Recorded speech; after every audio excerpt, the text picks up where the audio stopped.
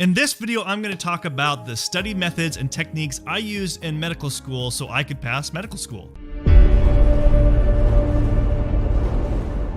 Hi, I'm Dr. Legrand, and as you assumed, yes, I was able to get through medical school, but having ADHD and dyslexia is a big challenge going through medical school. So I had to really find different ways of study methods and techniques that would work for me going through medical school. I spent a lot of time in the library trying to figure out the best methods and found out ones that didn't work, found out ones that did. And I want to share with you pretty much a not too exhaustive list of different study methods and techniques that I use that simply worked for me, for especially my ADHD brain, and hope that it can help you. One of the most difficult things when you're in medical school is the amount of classes and lectures that you have to go to. And then you're like, how do you study? When do you study? How do you have the energy to study? And this makes it really difficult. And one of the tips that I found for the first thing that I think that was really beneficial, that helped me be really more proficient and productive and be able to have the energy to study in between classes, is when I would have my first set of morning classes. Okay, I would have 3 or 4 different classes back to back. By that time, you kind of feel a little burnt out. So instead of having, when I had that, like 2 or 3 hour study break before I would have to go to my next set of classes, I would go to the gym first. I would go work out, I would go running. And why I would do this is because I found that it would help me have more energy, and it also helped me revitalize myself. And then when I would then go study, I was more alert and I felt like I could focus more because I had that more energy. And it's definitely shown in science that, yeah, what it does when you're doing exercise is increasing blood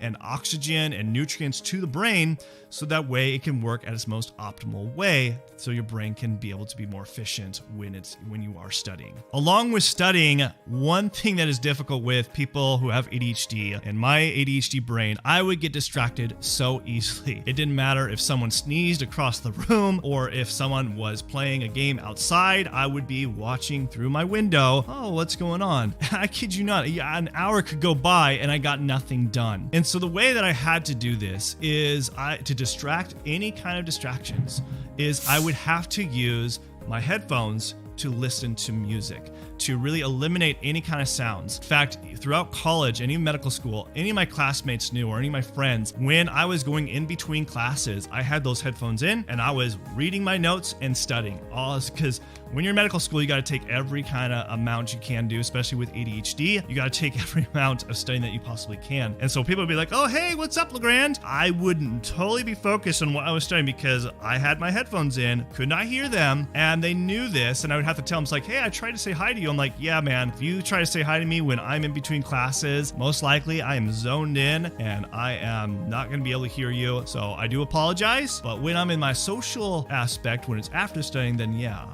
we can socialize. But that's just what I had to do. And because I would do that, I was more efficient when it came to studying and being more productive because of doing that. Now, when it came to studying, I used a lot of different study tactics, but one that I did find very helpful, and this is true across the board for everybody, is using active recall. You've probably heard of it, and there's different ways you can do that. You can do it through flashcards. You can do it by really rewriting down your notes that you actually created. It's essentially is challenging to see if you actually know the information. And flashcards, so what I would do is as I was going through my flashcards, I would not just like, okay, here I'm going through my flashcards, but I would take 2 different piles, or I'd create 2 different piles over time. Is I would look at the information and say, okay, I know this information, so I put that in this pile. Then the cards that I didn't know, then I had in a separate pile. And then I would be focusing on those cards. But I found this really beneficial because instead of just reading a textbook or reading my notes over and over and over again, when I would do that, I would not be prepared for the exam. But when I would take the time to making the flashcards and really challenging myself, I would perform better in the exams. It made me more confident when I would go into the exam versus just trying to cram or just try to think by just over reading notes over and over again. I would magically have this photographic memory. But along with active recall, you have to use something that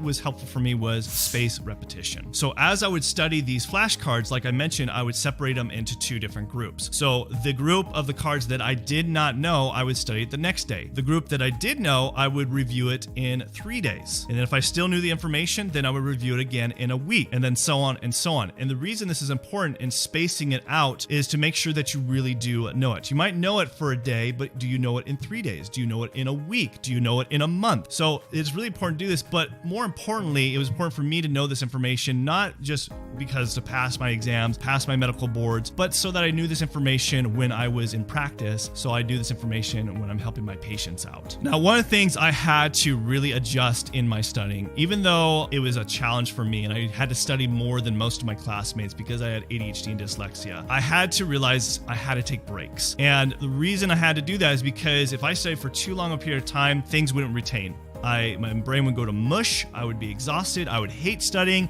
it wouldn't be enjoyable anymore, so I would take study breaks. And how I would do those study breaks is I would take the time I would go out in nature and be able to really kind of just de-stress and try to process the information that I was just learning. And by doing this, it helped me relax, and then I was ready to go for the next 3 to 4 hours studying again, but I had to take breaks. Along with taking breaks, what I found is when I would study in my same spot every time, it got too repetitious. It got too boring for me.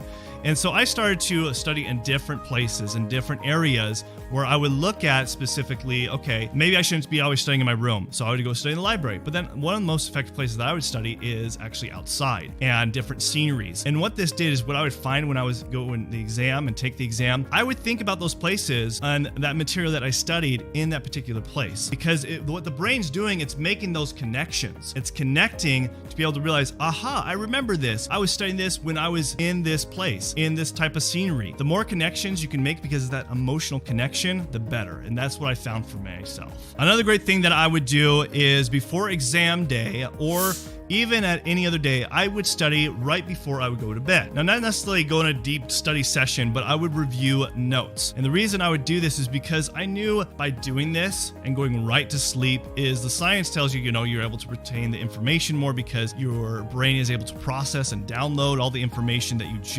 freshly studied. So I would do this right before an exam, and then right in the morning I would just review my notes really briefly. And when I would start doing this, I performed better in my exams, and I started doing this every single time I had exams. But a lot of times, even studying during the week, I would study right before I go to bed just to review my notes and then go to sleep, and then I'd dream about it and I would just be processing it more. One of the other things that helped me be confident going into an exam is I would do practice tests. I think practice tests made a huge difference because I could ask my teacher, what kind of practice tests are you going to ask? Do you have any examples I can use? Or they had books in the library that I could test out of all the different types of subjects, because there's so many different subjects in medical school that you have to study, that when I would study those actual test exams, practice test exams, and I did well, I was more confident. I'm like, okay, I got this. I think I'm going to do really well. So I go in the exam confidence, and that's important when you're going into an exam, is feeling confident. But more importantly is you might see those same questions on the exam, but also on top of that, you're able to see what kind of test questions are going to be asked so that you can start studying again. Maybe you need to restudy your notes and realize, ooh, these are the questions that they're going to probably ask. Maybe I need to rethink about how I'm studying right now. And when that would happen, the next thing that I found really important out of everything is trying to find patterns and connections to all the material that you're studying. Now, in medical school, the body is complex. There are so many things that have connections and patterns, and everything seems just mixed. And when you're trying to study all this material, just think like, well, what's the difference? And that's what the teacher's going to trick you on, is to make sure that you know the information. So it's important when you're studying your flashcards, when you're studying things like I mentioned, mind maps, and redrawing those out, try to see patterns and connections.